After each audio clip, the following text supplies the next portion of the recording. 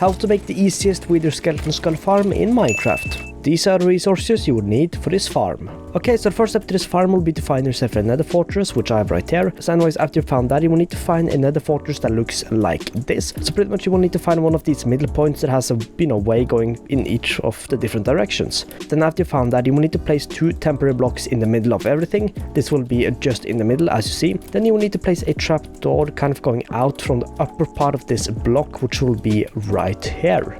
So if you were to open these, they would open towards the top block. Then you will need to place a bunch of walls going all around the fence. The trapdoors we have right there, but leave one of the sides empty, just like this. And then you will need to place one more trapdoor, wall right here, but leave the rest of the area open. Then after you've done this, you will need to destroy out these 2 blocks, and then you will also need to make a little railway here, because you will need to get a piglin inside a minecart and push that minecart inside this little room right here. To make that as easy as possible, I would recommend that you place a temporary block right here and then just railings going all the way here. Okay, so now I have a piglin inside a minecart. After that, you would then need to push it into this little room. Then you can of course destroy this block we have right here, and of course the railings if you want to, or you can leave them, that doesn't matter too much. Also, one thing to say about this is that the piglin you will have inside here should have a sword ideally, because if it has a crossbow, you might end up shooting the wither skeletons before they go to the trident killer, which means that they might end up dying right here instead of in the trident killer, and it would then, for example, drop a skull and you won't be able to get it. But anyways, after you've done this, you will now need to dig out the 4 blocks we have right here. Then you will need to dig this 2 more blocks down. 1, 2. Then you will need to destroy this 1 more down. So now you should have a 4 block deep hole, just like this. So anyways, after you've done that, you will now need to place a double chest at the bottom right there, with then 2 hoppers on top of the chest, then 2 hoppers going out of those 2 hoppers. So now you should have pretty much a 2x2 room looking like this. Then what you will need to do is destroy out the 2 blocks that's going all around above the hopper pretty much, and then of course the corner blocks too, just like this. Then you will also need to temporarily destroy the blocks we have right above it, but we will be replacing those later. So this is the area where we will be building the trident killer. So to do that, place a piston right here with then a redstone torch to the left of the piston. Then place an observer going away from the redstone torch. So the little face, you can't really see that, but the little face should be looking towards the redstone torch, and the little redstone eye should be looking away from it. Then place a piston right here, redstone torch, observer, piston, redstone torch, observer, piston, redstone torch, and then the last observer. Then after you've done that, you can simply cover up the top part of all of this with the blocks. Simply just fill this up with blocks, just like this. Then you will also need to destroy out this block we have right here, destroy that 1 more down.